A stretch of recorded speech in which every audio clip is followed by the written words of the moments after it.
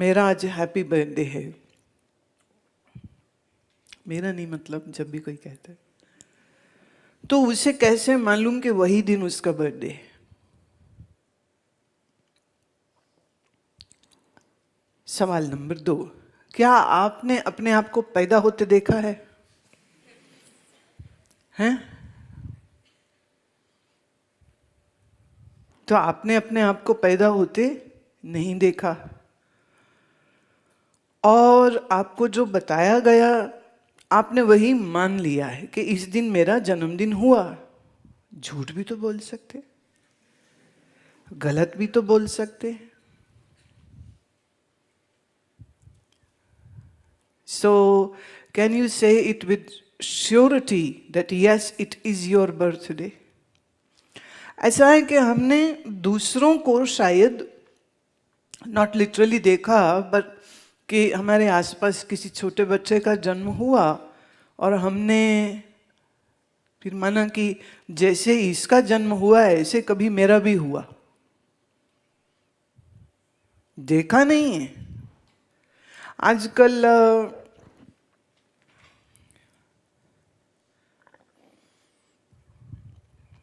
जन्मदिन का मतलब होता है ऑब्वियसली कि स्कूल में है तो छोटी छोटी पार्टी हो जाएगी, कोई घर में पार्टी हो जाएगी।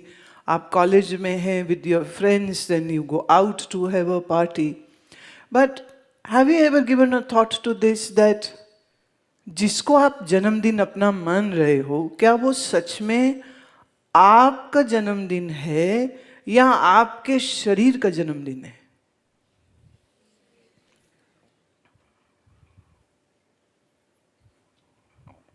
Let's think about this.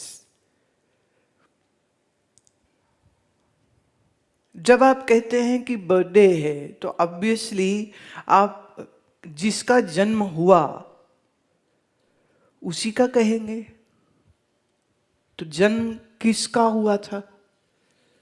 शरीर का ही तो हुआ था। कभी एकदम न्यूबॉर्न बेबी की शक्ल देखी है? चूहा सा लगता है, ये को बिल्ली का बच्चा लगता है, एकदम इतना सा हाथ में आ जाए, इतना छोटा होता है वो।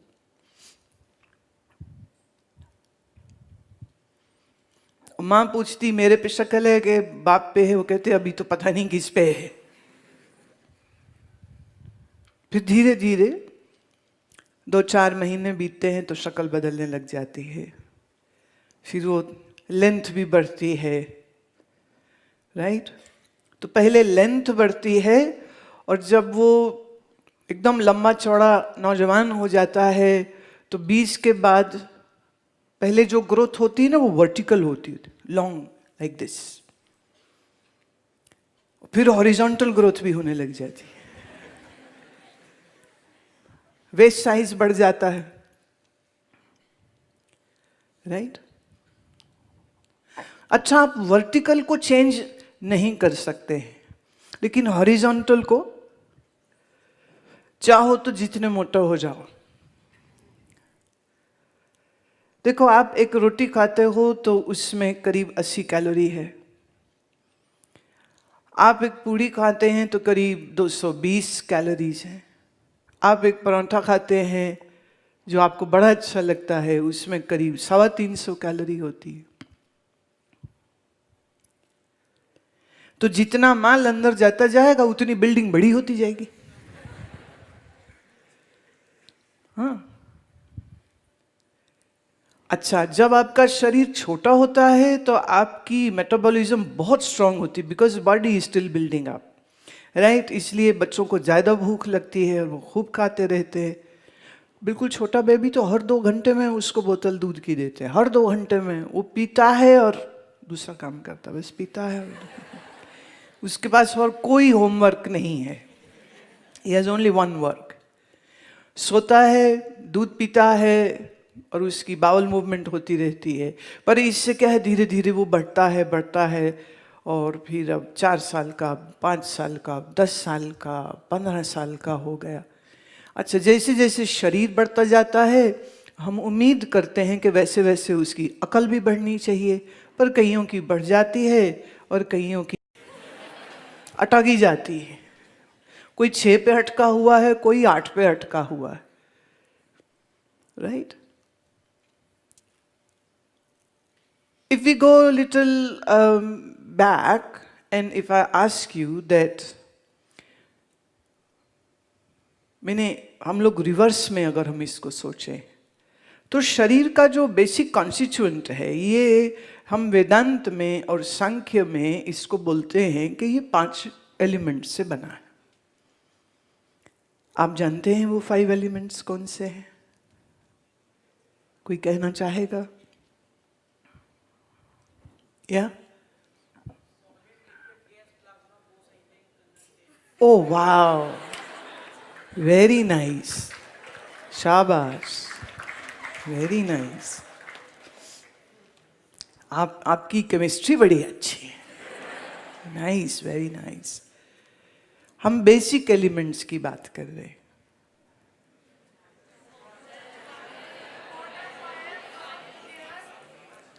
Let's begin from earth, then water, then fire, then air, then space, ether. This is the basic element. तो उसने बड़ा साइंटिफिक जवाब दिया था, bone, plasma, very nice, very nice. It's one way of saying it, it's definitely one way of saying it. But हम बात कर रहे हैं बेसिक एलिमेंट्स की। अब सोचने की बात है कि जमीन और आसमान और हवा से शरीर कैसे बन गया। तो आज आपको बिल्कुल ब्रीफ में सांख्य फिलॉसफी से थोड़ा परिचय कराती हूं। एक समय में हमारे भारत के गुरुकुलों में ये सांख्य दर्शन पढ़ाया जाता था। माने जो बच्चे वहाँ जाते थे 6-8 साल के, उनको भी ये सांख्य दर्शन पढ़ाया जाए। It was like part of the curriculum. हम ये तो पढ़ लें कि कोई जो हिस्टोरिकल मॉन्यूमेंट है वो किसने बनाया, या इन्वेजन हुआ भारत में तो कौन कौन आए, तो हिस्ट्री ये सब अपनी जगह पे इम्पोर्टेंस रखते हैं। पर जिस शरीर से हम जिंदगी जी रहे हैं, हमें पहले उस शरीर के बारे में तो कुछ पता होना चाहिए या नहीं पता होना चाहिए। तो आज थोड़ी हम उसी की बात करेंगे। तो सांख्य दर्शन कहता है, अब इसको हम क्रम से सृष्टि बोलते हैं। क्रम मतलब in sequence, what came first, then what was followed by, and then what came after, and then what came after, like that. सांख्य दर्शन कहता है 2 सनातन इटर्नल सत्ता होती है, एक जिसे हम कहते पुरुष और एक जिसे हम कहते प्रकृति। ध्यान से सुनना, एक है पुरुष और एक है प्रकृति। जब हम पुरुष शब्द कह रहे तो उसका मतलब मैन नहीं है। पुर का मतलब होता है देश, और उस देश में जो रहता है उसे हम कहते हैं पुरुष। तो इस शरीर के घर में कौन रहता है, या हम कहें इस सृष्टि के घर में कौन रहता है, तो इस सृष्टि के घर में जो रहता है उसे कहते पुरुष। पुर मतलब किसी ग्राम, किसी तालुका, किसी छोटे टाउन को या किसी शहर को भी पुर, जैसे हिंदुस्तान में नागपुर, रामपुर, श्यामपुर। पुर शब्द हमारे यहाँ पुरातन समय से इस्तेमाल होता है, इसलिए ये शब्द आज भी हमारे बहुत से शहरों के साथ यूज होता है, लगता है। अब अगर एक शहर को हम पुर कहते हैं, तो इस पूरी दुनिया को भी ऋषि ने एक पुर कहा। The entire cosmos is like a big city. अब इसमें कौन रहता है, इसमें जो रहता है उसे कहते पुरुष। और ये जो नगर है, ये नगर किससे बना, ये नगर क्या है, इस नगर का क्या नाम है? तो उसे कहा प्रकृति। तो दो हो गए, प्रकृति और पुरुष। प्रकृति फेमिनिन एनर्जी है और पुरुष को आमतौर पे आप कहना चाहेंगे कि वो मेल एनर्जी है, बट नहीं, मेल नहीं। जहां हमने प्रकृति को कहा it's feminine energy, then the feminine and the masculinity are both functioning in the prakriti, right? Have you ever seen the sign which the Chinese people use for yin and yang? It is like a one fish's mouth and tail. It is in a half sea, and then there is another fish facing the mouth would be the tail, and facing, it's like a one circle and two fishes, yin and yang. Yin is the feminine, yang is the, yeah. So in our body, now body is a small world. And you will be so amazed.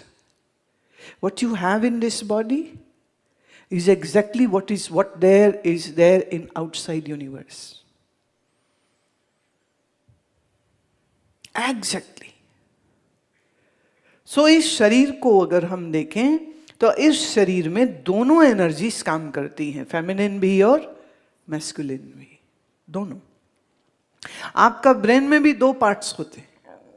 One part is for all the masculine, forceful, ambitions, drive, it's coming from that, and love and compassion and empathy and sympathy and absorption and giving away, servitude. That's in the another part. So male and female energies are working in the Prakriti. So Prakriti and Purush. So Purush, Prakriti in conjunction with one another, this creates a star. And this star creates a change in the Prakriti. Star मतलब कुछ हलचल हो गई उसमें, star मतलब कुछ क्रिया हो गई उसमें। तो प्रकृति में जब क्रिया हुई तो उससे हुई विकृति। विकृति माने some change occurred, and when this change occurred then it gave rise to the intelligence, and this intelligence और द अहंकार gave rise to another force, जिसे हम कहते हैं एक मैक्रोकॉस्मिक माइंड। मैक्रो माने बड़ा, कॉस्मिक माने दिव्य। तो दिव्य मन की रचना हुई। इस दिव्य मन से फिर प्रोसेस हुई, और जिस प्रोसेस से फिर निकलती हैं तन्मात्राएं। तन्मात्राएं निकली और फिर निकले पंच महाभूत, फिर पंच महाभूत से निकले भूत, भूत माने एलिमेंट। तो पहले आकाश, फिर जल और फिर पृथ्वी। तो अगर हम इसको उल्टा बोलें तो हो जाएगा कि पृथ्वी का कारण जल। कारण मतलब जो पहले हुआ, कार्य मतलब जो बाद में हुआ। अब आप इसको थोड़ा ऐसे समझें, अगर आप एक पानी को जग में रख दीजिए कई हफ्ते तक, तो उसमें कुछ फॉर्मेशंस होने लग जाएंगी, एल्गी ग्रो होने लग जाएगी, बैक्टीरिया ग्रो होने लग जाएगा, और वो जो लेयर बनने लग जाएगी, तो उसी जल से एक ठोस लेयर बननी शुरू हो गई। तो जल कारण हुआ पृथ्वी का। जल किससे हुआ? H2O। अब हाइड्रोजन और ऑक्सीजन आप जानते हो अपने आप में तो कुछ भी नहीं कर सकते जब तक बीच में इलेक्ट्रिसिटी नहीं हुए। तो फिर इसका कारण कौन हो गया? अग्नि। और अग्नि का कारण आकाश। आकाश माने the space, the empty space in which this whole activity is happening. पृथ्वी का कारण जल, जल का कारण वायु, वायु का कारण अग्नि, अग्नि का कारण आकाश, आकाश का कारण पंच तन्मात्रा, पंच तन्मात्रा का कारण पंच महाभूत, पंच महाभूत का कारण पंच महाभूत, पंच महाभूत का कारण महतत्व, महतत्व का कारण अहंकार और अहंकार का कारण प्रकृति। ये हुई इसकी फुल फॉर्मेशन।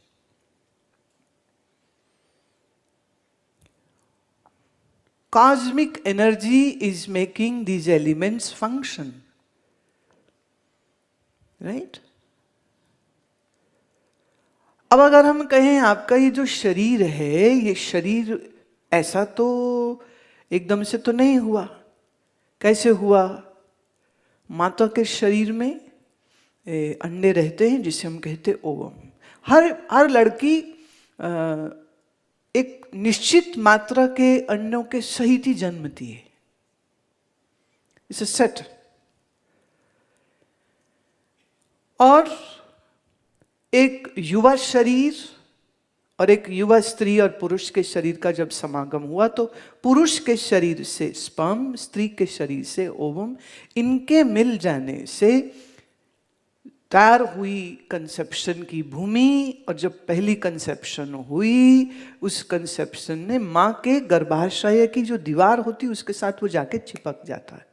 और फिर धीरे धीरे जो कुछ माँ खा रही है, वो जो न्यूट्रिशन है ब्लड के जरिए इसको पहुंचता है।